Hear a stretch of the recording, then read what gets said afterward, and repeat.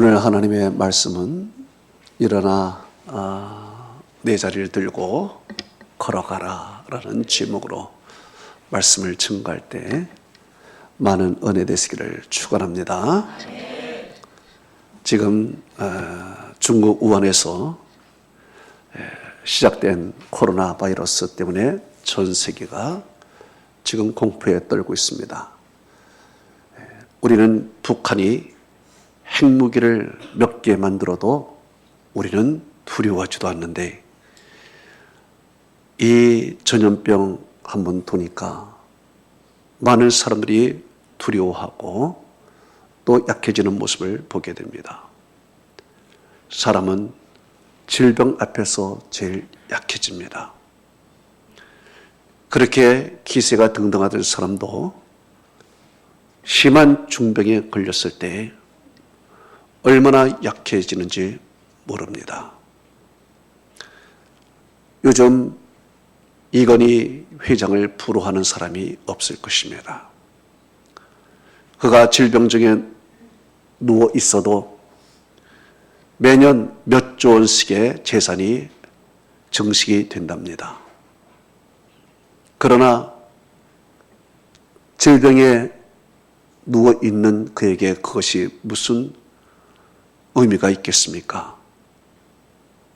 그래서 많은 사람들은 말을 합니다. 건강이 제일이야. 이렇게 이야기를 합니다. 오늘 성경에 많은 질병에 걸린 사람들이 나옵니다. 요한복음 5장 3절에 이렇게 말합니다. 그 안에 많은 병자들, 맹인, 다리 저는 사람, 혈기 마른 사람들이 누워 이렇게 기록하고 있습니다. 많은 병자라고 했습니다. 영어로 a great number이라고 했습니다. 아주 수를 셀 수 없는 많은 사람들이 질병에 걸려서 있다는 얘기입니다. 그 중에 대표적인 그 당시의 대표적인 질병들, 맹인들입니다. 다리 저는 사람들입니다. 그리고 혈기 마른 사람입니다. 오늘 본문의 주인공은 바로 이 혈기 마른 사람으로 추정이 됩니다. 혈기 마른 사람이라는 것은 손과 다리가 거의 마비가 되어서 스스로 움직일 수 없는 그런 상황을 말하고 있습니다. 이 병자들이 어디에 있었습니까? 요한복음 2절에서 3절은 이렇게 말합니다. 예루살렘에 있는 양문 곁에 베데스다라 하는 히브리 말로 베데스다라 하는 못이 있는데 거기에 행각 5이 있고 그 안에 많은 병자, 맹인, 다리 저는 사람, 혈기 마른 사람들이 누워 이렇게 얘기를 했습니다. 자비의 집이라고 하는 베데스다.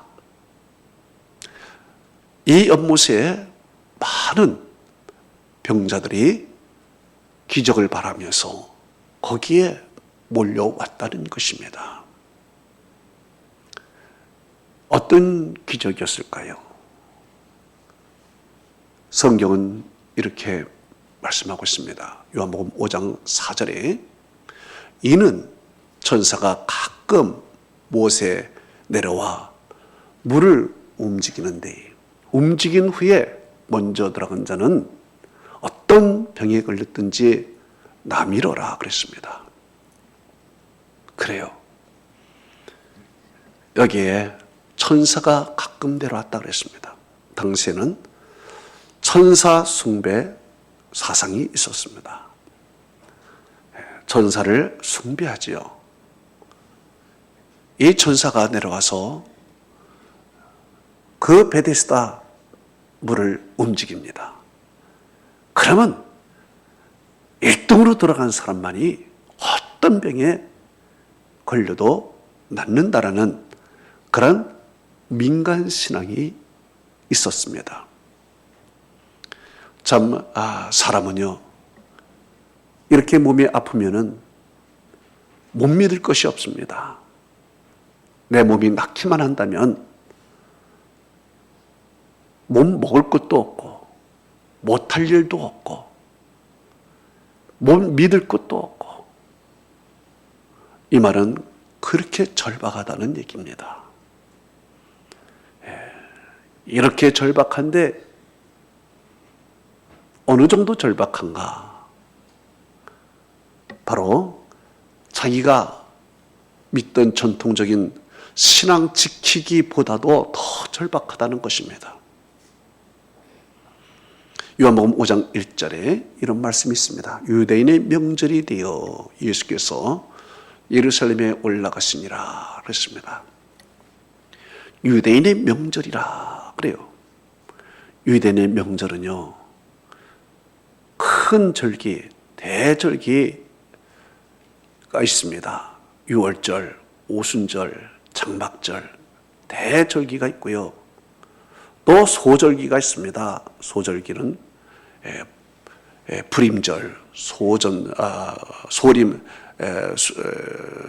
수림절, 또 나무 드리는 절기, 이런 수전절, 나무 드리는 절기, 이런, 여러분이 못 들었을 것입니다. 나무 드리는 절기. 그래서 대절기 3개와 소절기 3개가 있는데, 예루살렘 반경 22km에 사는 성인 남자들은 최소한 이 대절기에는 다 예루살렘에 모여서 절기를 지키고 마지막에는 큰 축제를 하게 되어 있습니다. 자, 이제 그래서 명절이라, 그래서 모든 사람들이 예루살렘에 와서 하나님 앞에 예배드리고 즐거운 축제를 하는 그날, 병자들은 그 명절과 상관이 없습니다. 지금 내가 몸이 아파 죽겠는데 그 명절이 나에게 무슨 상관이 있겠습니까? 믿음도 내가 잘 나갈 때 믿음이지, 내가 잘 나가지 않으면 그 믿음 다 사라집니다. 축복도 내가 받아야 축복이지, 내가 축복받지 않으면 하나님이 나와 상관없다고 여겨지는 것이죠. 바로 이 병자들, 지금 내가 병에 걸려서 오늘 내일 하는데 이 절기가 무슨 소용이 있겠습니까? 그저 하나님보다 천사가 내려와서 내 몸 고쳐주는 것, 이것만을 바랄 뿐입니다. 이렇게 사람들이 자기의 전통적인 신앙을 버리면서까지 이렇게 자기의 몸을 기다리고 낫기를 원하는, 그렇게 있다는 거예요. 얼마나 절박합니까? 또 여기에 있는 사람들은요, 경쟁이 심합니다. 한 명밖에 나을 수가 없어요. 나머지는 2등, 3등 안 됩니다. 치열한 경쟁 속에 있습니다. 그리고 이 사람들은 정말 한가닥의 희망을 갖고 모였지만 거의 불가능한 사람들입니다. 이런 사람들이 여기에 모여 있어요. 자, 얼마나 힘든 그런 순간입니까? 여기에 한 명 가장 심한 병에 걸린 사람이 하나가 있습니다. 그 병 중에서도 가장 심한 병, 그 사람이 바로 오늘 주인공인데 38년 된 병자입니다. 성경은 이 사람을 어떻게 소개하고 있습니까? 요한복음 5장 5절에 보니까 거기에 38에 된 병자가 있더라 그랬습니다. 성경은 이 사람의 이름에 대해서 언급하지 않습니다. 이 사람의 과거가 어떤 사람이었던 것도 언급하지 않습니다. 이 사람의 가족의 내력도 언급하고지 있습니다. 무슨 뜻인가요? 그런 것이 중요하지 않다는 것입니다. 이 사람에게 중요한 것은 오직 내 병 낫는 거 하나밖에 없습니다. 다른 건 중요하지 않습니다. 그런데 문제는 내가 내 스스로 이 병을 이겨낼 수 없다는 게 문제입니다. 그 이유는요, 이 사람은 너무 오래 질병을 앓았습니다. 이제 수족을 거의 움직이지 못합니다. 스스로 엉금엉금 기어가기도 힘든 상태입니다. 행여나 내가 조금 몇 발 가도 이미 다리 하나가 튼튼한 사람이 먼저 가고 말이에요. 그래서 이 사람은 자기 스스로는 도저히 이 문제를 해결할 수 없는 사람입니다. 두 번째는요, 남의 도움이 필요한 사람이에요. 남이 나를 좀 안아서 못에 넣어줬으면 좋겠는데 나를 도와줄 사람이 하나도 없다는 이야기입니다. 그래서 이 사람은 이렇게 말하고 있습니다. 요한복음 5장 7절에 이 물이 움직일 때 나를 들어서 던져줄 사람이 없어서 내가 가는 동안에 다른 사람이 먼저 내려가나이다 그랬습니다. 그러니 내 스스로도 할 수 없고 누구의 도움도 받을 수 없는 그런 사람이에요. 정말 절망에 있는 사람입니다. 여러분, 우리들은 어떤가요?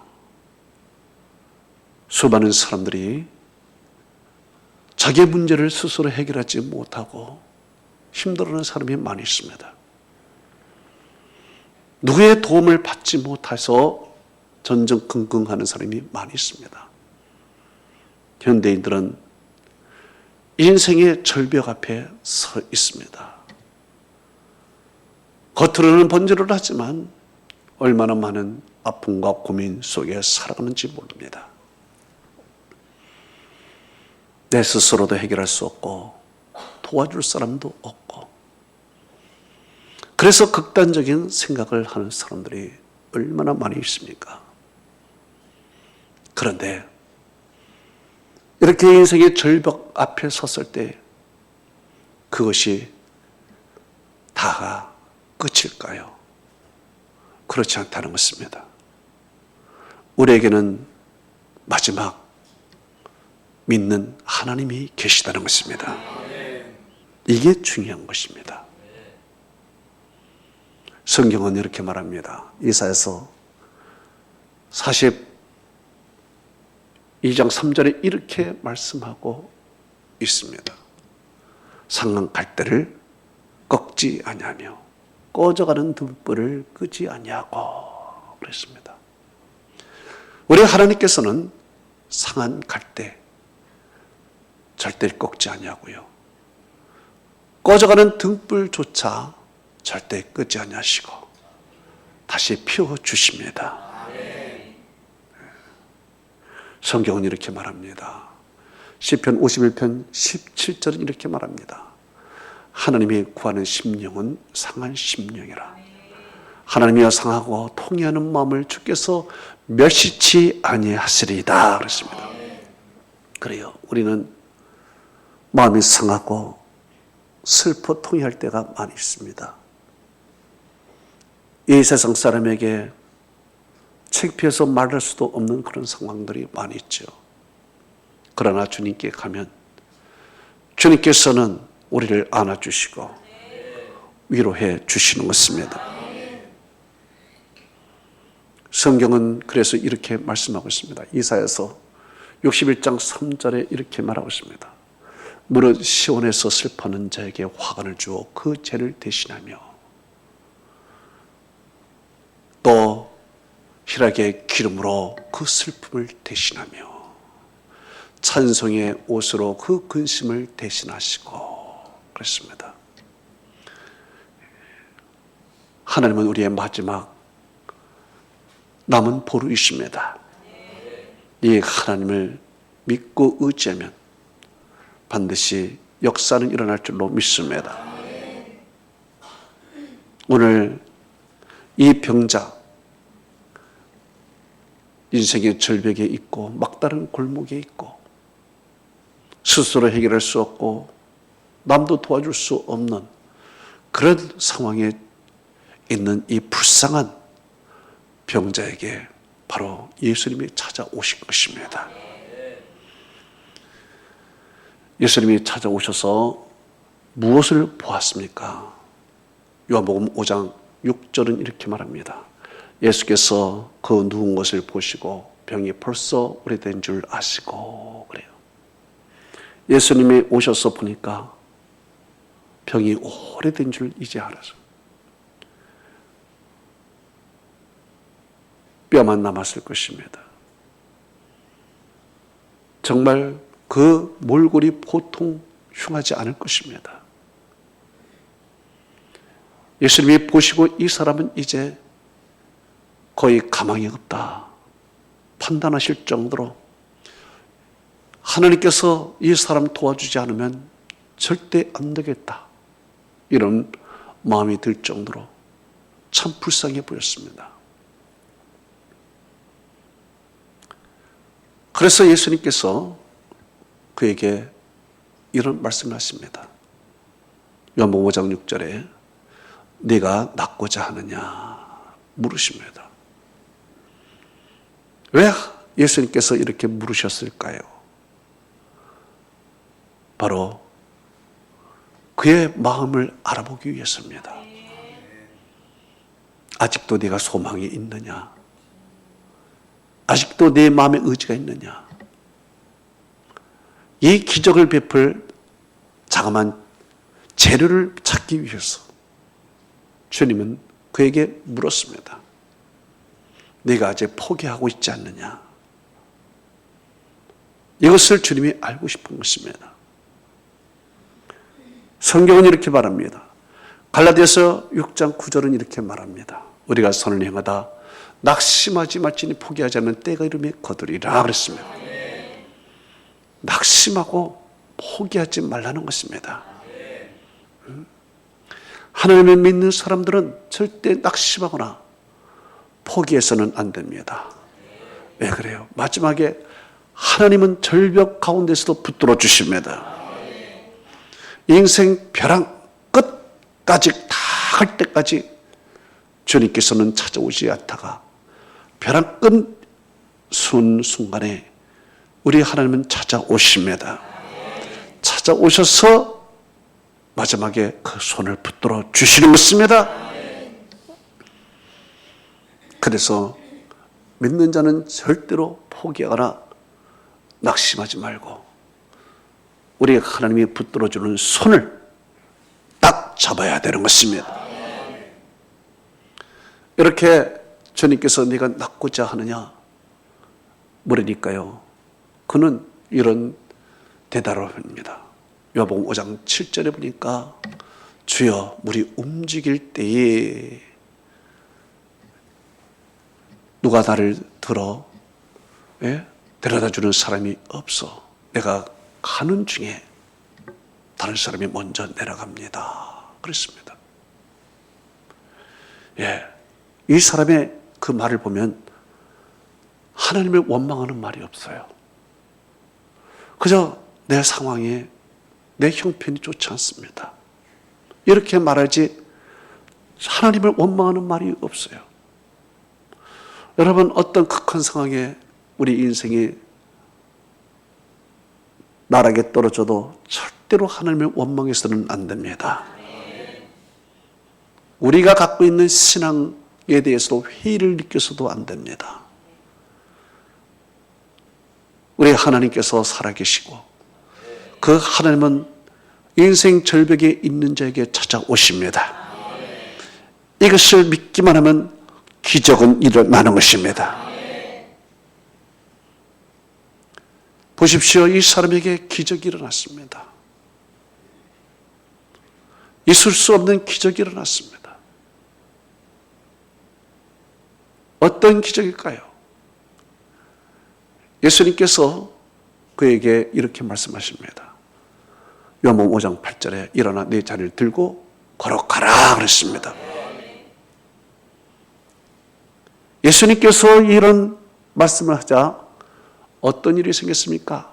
요한복음 5장 9절에 보니까 그 사람이 곧 나와서 자리를 들고 걸어가니라 그랬습니다. 참으로 기가 막힌 일이 일어났습니다. 있을 수 없는 일이 일어났습니다. 예수님께서 말씀으로 일어나라 그랬습니다. 일어나라. 내 절망의 자리에서 일어나라. 내 병상을 툭툭 털고 일어나라 그랬습니다.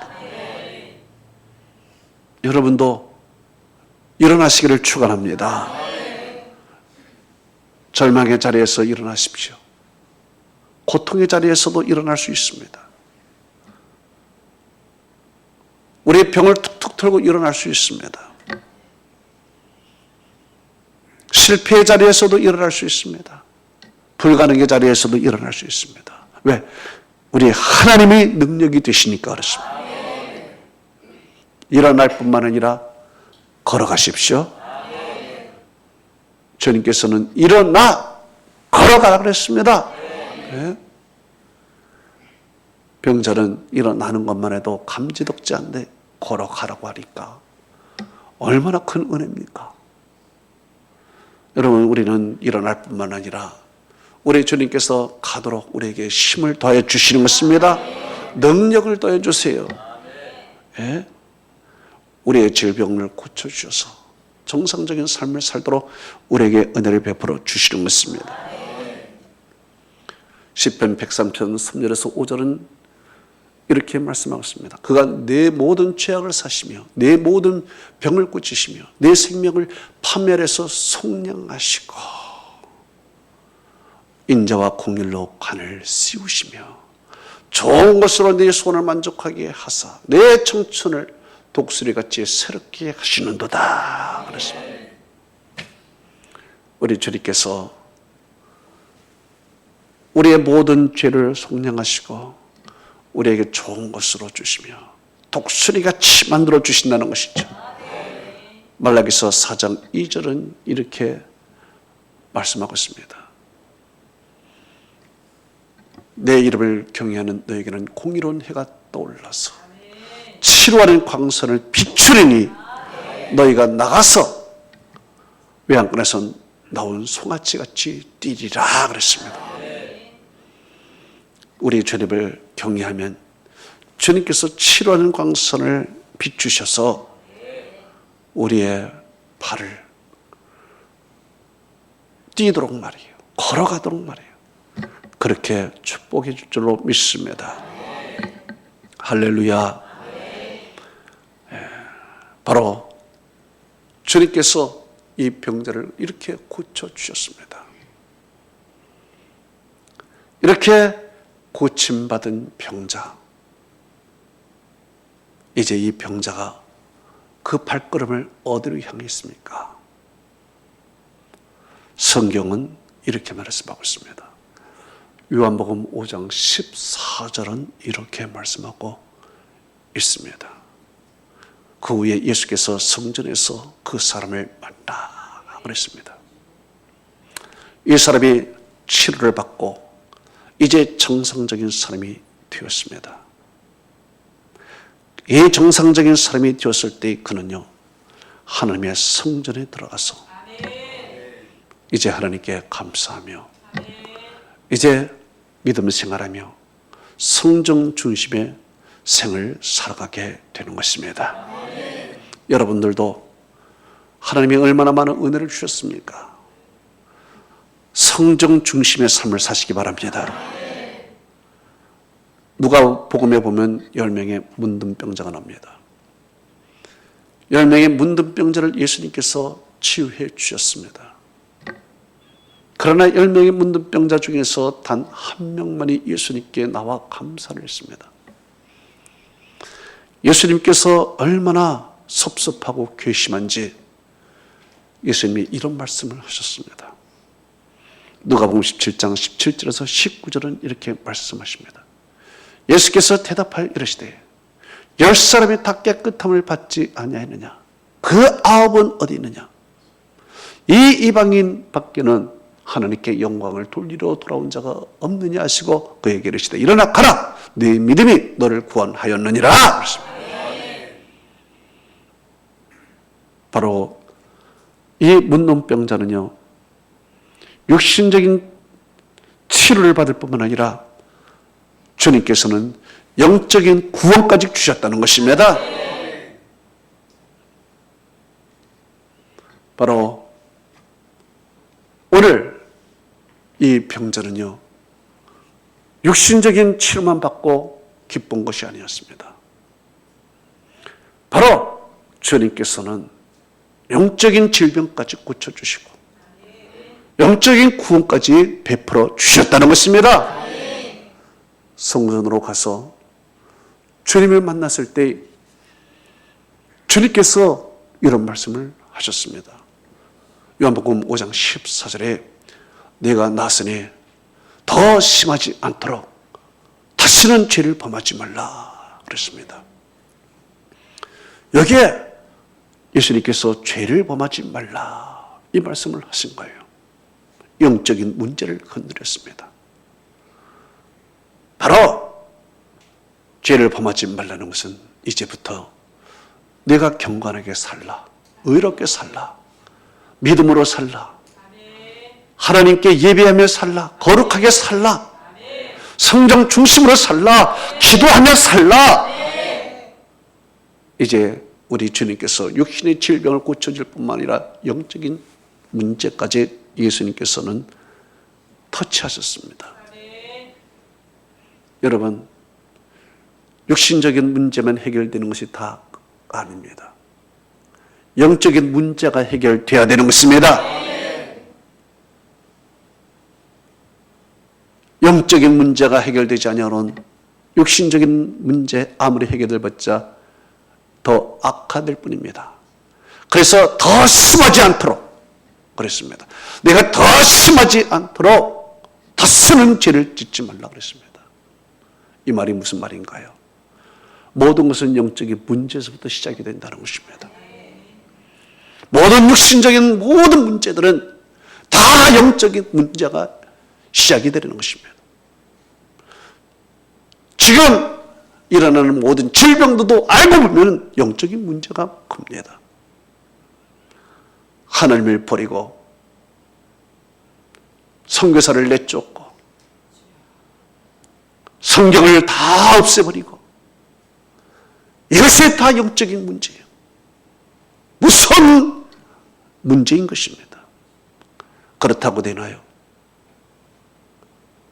영적인 문제가 해결돼야 육신적인 문제가 해결되는 것입니다.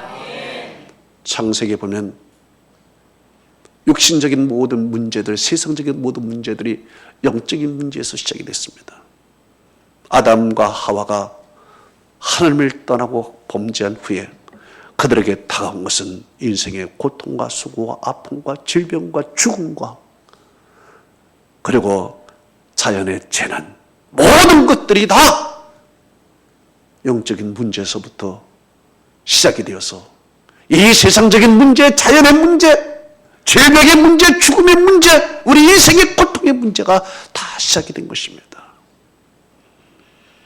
예수님께서는 바로 그 문제를 건드리셨습니다.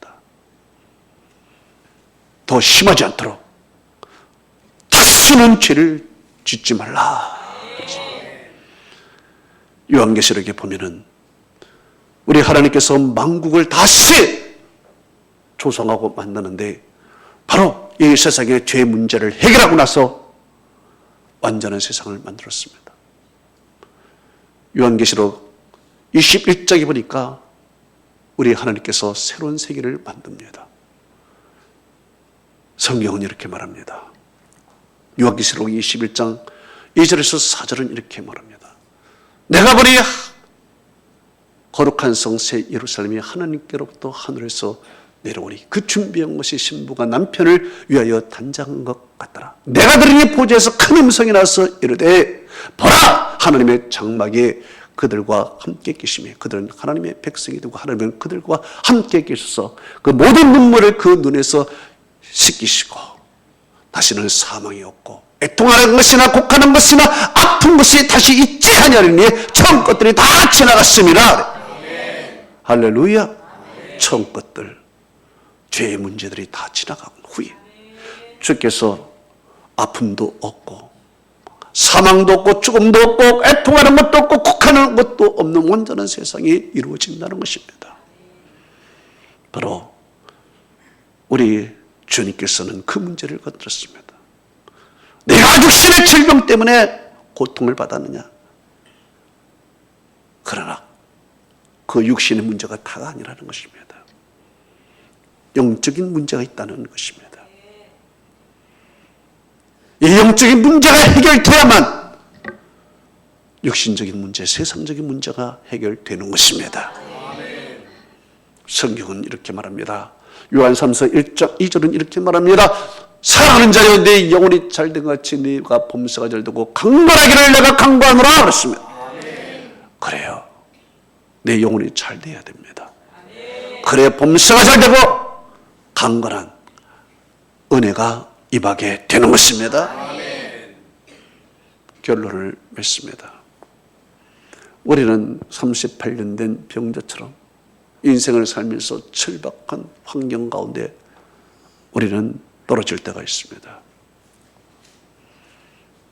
그러나 그 절박한 환경 가운데서도 우리의 마지막 바라볼 것은 우리의 하나님이십니다. 우리가 낙심하지 아니하고 우리가 주님을 소망하며 있을 때 주님은 우리에게 다가오셔서 벼랑 끝에 있는 우리에게 손을 내밀어 주십니다. 이 손을 붙드는 자는 살게 되어 있습니다. 성경은 이렇게 말하고 있습니다. 이사야서 41장 10절은 이렇게 말합니다. 두려워하지 말라. 내가 너와 함께함이라. 놀라지 말라. 나는 네 하나님이 됨이라. 내가 너를 굳세게 하리라. 참으로 너를 도와주리라. 참으로 나의 의로운 손으로 너를 붙들어 주리라. 그래요. 우리 인생의 벼랑 끝에서 아무 소망이 없을 때 주님께서는 그때 오셔서 우리에게 손을 내밀어 주시는 것입니다. 이 손을 잡아야 되는 것입니다. 잡을 때 일어나게 되는 것이고 걸어가게 되는 것입니다. 그러나 그것이 끝이 아닙니다. 우리 육신이 일어났다고 우리 육신이 걸어갔다고 끝이 아닙니다. 우리의 발걸음은 성전으로 가야 되는 것입니다. 성전으로 가서 이제 영적인 질병이 치유되어야 되는 것입니다. 영적인 문제가 해결되어야 되는 것이에요. 그래야 더 심하지 않도록 다시는 죄를 범하지 말라 그랬습니다. 그래요. 이 영적인 문제가 해결되고서야 비로소 우리의 육신의 문제, 이 세상의 문제가 다 해결되는 거예요. 하나님의 은혜와 축복이 함께하기를 축원합니다. 기도합니다.